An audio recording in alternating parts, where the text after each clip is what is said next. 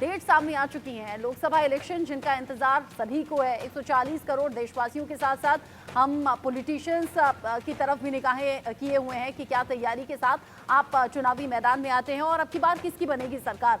हिमांशु भट्ट हमारे साथ जुड़ गए हैं, वरिष्ठ पत्रकार और राजनीतिक विश्लेषक के तौर पर, और ए.के. झा भी हमारे साथ में जुड़े हुए हैं जो कि राजनीतिक विश्लेषक के तौर पर अपनी बात रखेंगे। हिमांशु जी, जिस तरीके से लोकसभा इलेक्शंस की डेट सामने आ गई हैं, आपको और हमें तो तैयार रहना होगा। अगले 2 महीने हमारी भी एक्स्ट्रा ड्यूटी होगी, एक्स्ट्रा जिम्मेदारी भी होगी, उससे बड़ी बात, लेकिन पॉलिटिशियंस के लिए भी एग्जाम का वक्त है ये। एग्जाम का वक्त है, बड़े एग्जाम का वक्त है, बोर्ड का एग्जाम से कहते हैं ना। हम बच्चों को 5वीं कक्षा में आए, 6ठी कक्षा में आए, तब से तैयार करना शुरू करते थे कि भैया 10वीं 12वीं की जो बड़ी एग्जाम है उसके लिए आपको कैसे प्रिपेयर करना। तो ये एक बड़ी एग्जाम है राजकीय पक्षों के लिए, राजकारणियों के लिए। और उन्हें इस बार ही मुझे लगता है कि जो इलेक्शन कमीशन ने कल बताया, मसल मनी मिस इन्फॉर्मेशन, जिनके ऊपर वो स्ट्रिक्ट रहने वाले हैं, अगर वो अपने कहने पे कायम रहे और सही में जो एक्शन होता है तो उनको बहुत बहुत सावधान रहना पड़ेगा। ये जो भाषा का प्रयोग है ना, उसके ऊपर भी आपको बहुत सावधान रहना पड़ेगा। अभी हम सुन रहे थे एक प्रेस कॉन्फ्रेंस जहां पर कोई मिनिस्टर बोल रहा है मोदी जी के गुंडे हैं ये एजेंसीज, तो ईडी ये वो, ये भाषा नहीं है। मेरा तो यह मानना है कि कोर्ट आपको प्रोएक्टिव होके ऐसे मामलों के ऊपर कॉग्निशंस लेना चाहिए। ये चुनाव का वक्त है, ये चुनाव का वक्त है, वहां पर लोग इंस्टिगेट होते हैं ऐसी भाषा से। मॉडल कोड ऑफ कंडक्ट, आचार संहिता जिसे कहते हैं, आदर्श आचार संहिता, वो लागू हो चुकी है। ऐसे में इस प्रकार की भाषा का उपयोग भड़काऊ साबित हो सकता है, तो इनके प्रति कोर्ट को कॉग्निसेंस लेना चाहिए। तो मेरा यह कहना है कि ये जो चुनाव है ना, ये एक तरह से भारतीय लोगों के लिए, भारतीय लोकशाही के लिए भी एक अग्नि परीक्षा होने वाला है कि इसके बाद, ये चुनाव के बाद नतीजे जैसे भी आएंगे, नतीजे आएंगे तब पता चलेगा, मगर किसकी कितनी तैयारी है उसका मापदंड हमें मिल जाएगा और नतीजे उसके ऊपर निर्भर करेंगे कि किसने कितनी अच्छी तैयारी की है परीक्षा के अंदर। परीक्षा में वही लोग के फर्स्ट क्लास और डिस्टिंक्शन आते हैं ना, कि जो साल भर पढ़ाई करते हैं। खाली लास्ट 4 दिनों में पढ़ाई करके आने वाले लोगों को तो 35% 40% ही आते हैं। तो यही बात है, ये चुनाव जो है वो भारत के 97 करोड़ मतदाता और 140 करोड़ लोगों के लिए एक अग्नि परीक्षा का समय है, लगता है। जिस तरीके से अग्नि परीक्षा पॉलिटिशियंस की होनी है, आम लोगों को यानी कि जो देश का वोटर है उसे भी बहुत सोच समझकर अपने मत का इस्तेमाल करना होगा। ए.के. झा, आपको क्या लग रहा है, इन चुनावों में कौन सा मुद्दा ज्यादा हावी नजर आने वाला है, और ये जो रेस है राजनेताओं की, कौन सी पार्टी आगे अभी तक में आपको नजर आ रही है तैयारियों के मामले में? नमस्ते। ये जो आपने बड़ा ही अहम सवाल पूछा है, जहाँ तक मुझे लगता है कि ये मामला जो इस बार इलेक्शन का है सीधे विकास से संबंधित है, और यहाँ पर तो मुझे लग रहा है कि मोदी जी काफ़ी आगे चल रहे हैं। हाँ। अब दिक्कत ये है कि अपोजिशन पार्टियों को ये बात नज़र नहीं आती है। नज़र इसलिए नहीं आती है कि उनके पास इजी एक्सेस अब तक रहा है।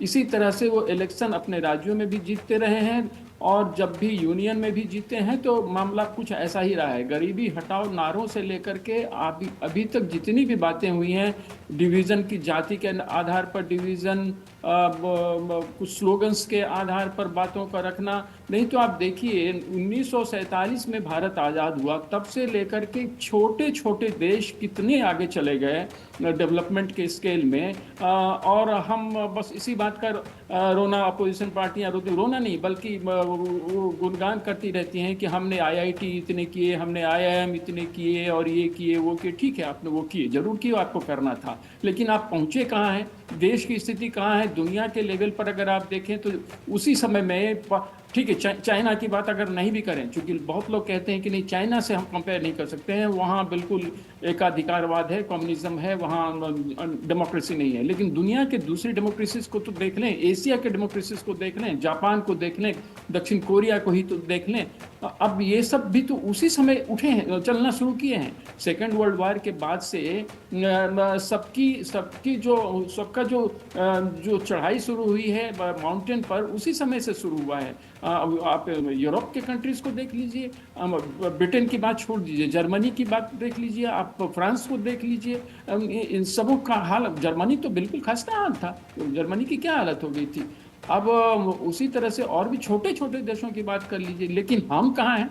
हमारा जोग्राफिकल साइज इतना बड़ा है, हमारे पास रिसोर्सेस इतने ज़्यादा हैं, किसी स्केल पर देखिए तो मेरे पास काफ़ी कुछ संसाधन थे, हमारे पास पॉपुलेशन था करीब करीब, देखिए तब से लेकर के 33 करोड़ 36 करोड़ के आसपास हमारी आबादी थी जब हम आज़ादी के आसपास, और तब से लेकर के अब देखिए अब तो 1 अरब 40 करोड़, अब उससे भी ज़्यादा ही अब है, लेकिन जो 2011 का जो है सेंसस, उस हिसाब से उतना भी अगर मान के ही चलें तो हमारी आबादी भी बहुत बढ़ गई है। तो रिसोर्सेज के रूप में देखें तो वह भी बहुत बड़ी बात है, वो रिसोर्सेज भी आपके पास है।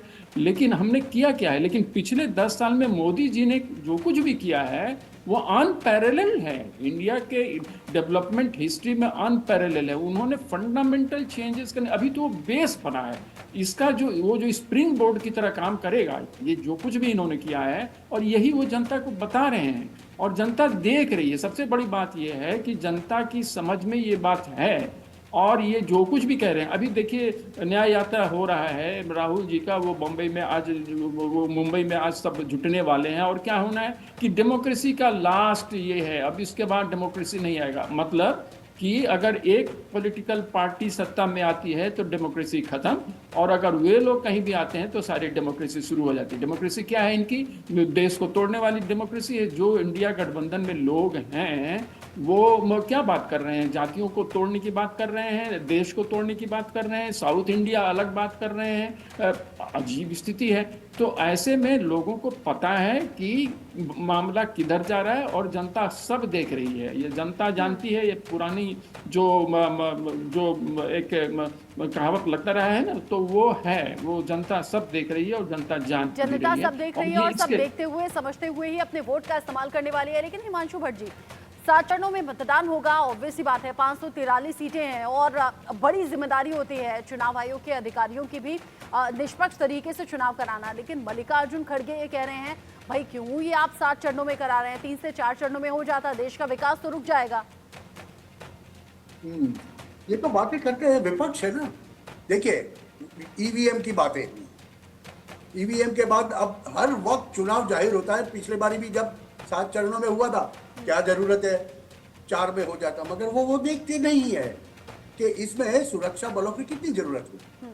कल हमारे जो निर्वाचन आयुक्त बता रहे थे सर, उन्होंने तो ईवीएम के बारे में जब सवाल आया तो वो भी बता दिया लोगों को कि अधीरी हसरतों का इल्जाम हम पे डालना बंद करो, वफा नहीं करते तुम, और फिर इल्जाम डाल देते हो ईवीएम के ऊपर। ईवीएम खराब है इसके लिए हम हार गए, वरना नहीं हारते।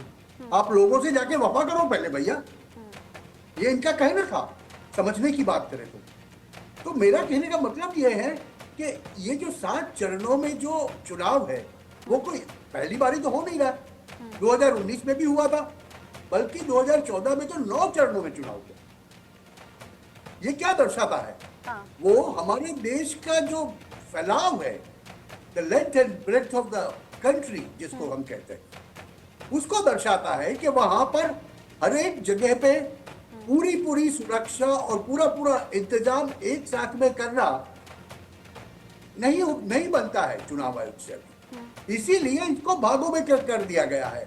और आप स्ट्रेटेजिकली देखेंगे तो पहले चरण में भी आप देखिए तो एक नॉर्थ ईस्ट में है, एक ऊपर है जम्मू कश्मीर में है, नीचे तमिलनाडु के अंदर है, बीच में मध्य प्रदेश में है।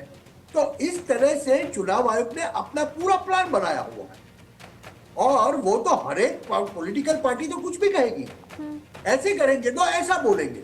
आप कह रहे हैं कि विपक्ष का काम है कहना और विपक्षी कह रहा है।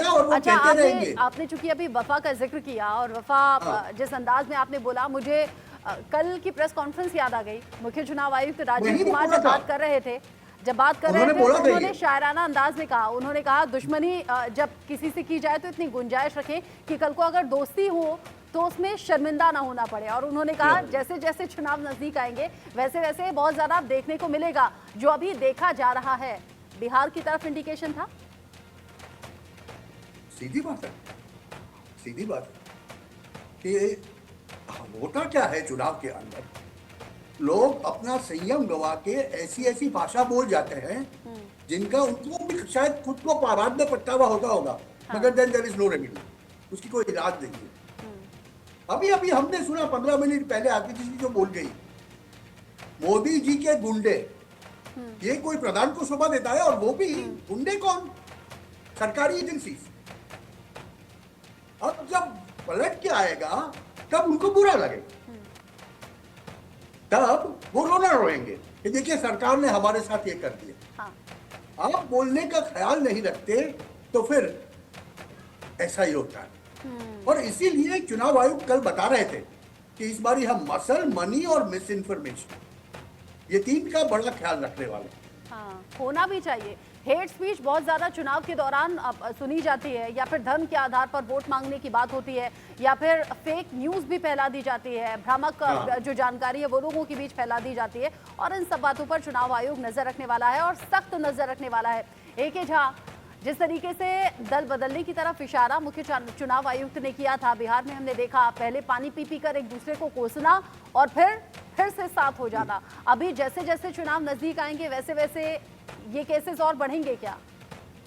बिल्कुल, और यही इसी बात को वो इंगित कर रहे थे चुनाव आयुक्त, चीफ कमिश्नर। उनका कहना यही था कि देखिए अगर आप वो, बल्कि उन्हें लोगों को सेल्फ इंट्रोस्पेक्शन के लिए बता रहे थे पॉलिटिकल पार्टियों को कि आप खुद ही देख लीजिए कि आप कब किसके साथ कितनी भयानक दुश्मनी करते हैं और अगले ही दिन पता चलता है कि आप उनके खेमे में शामिल हो गए। अब इसका एग्जाम्पल बिहार में भी आपको मिलेगा और दूसरे देशों और दूसरे राज्यों में भी मिलेगा, यह तो साफ है। और एक सवाल मैं यह भी रखना चाह रहा था अपोजिशन खेमे के लिए। एक्चुअली मैं प्रवक्ता तो हूँ नहीं, लेकिन फिर भी एक इंडिपेंडेंट ऑब्जर्वर के रूप में कह सकता हूँ कि जो फेजेस की बात कर रहे हैं, first election madam, first election जो हुआ था 51-52 में 68 फेजेज में हुए थे और 4 महीने चले थे। अक्टूबर महीने में शुरू हुआ था, फरवरी में खत्म हुआ था, और तब हमारे इलेक्टोरेट की संख्या कितनी कम थी और आज देखिए कितना बढ़ गया है। तो आज हमारे 97 करोड़ के हमारे वोटर्स हैं, 97 करोड़, थोड़ा 1-2 लाख कुछ कम हो सकता है, 4 लाख। तो अब और कितनी प्लुरलिटी जो है डाइवर्सिटी में बदल गई। जो प्लुरलिटी जो जिसको हम लोग सेलिब्रेट किया करते रहे हैं, लेकिन वो हिंदुस्तान में अब वो डाइवर्सिटी के रूप में प्रमोट किया जा रहा है।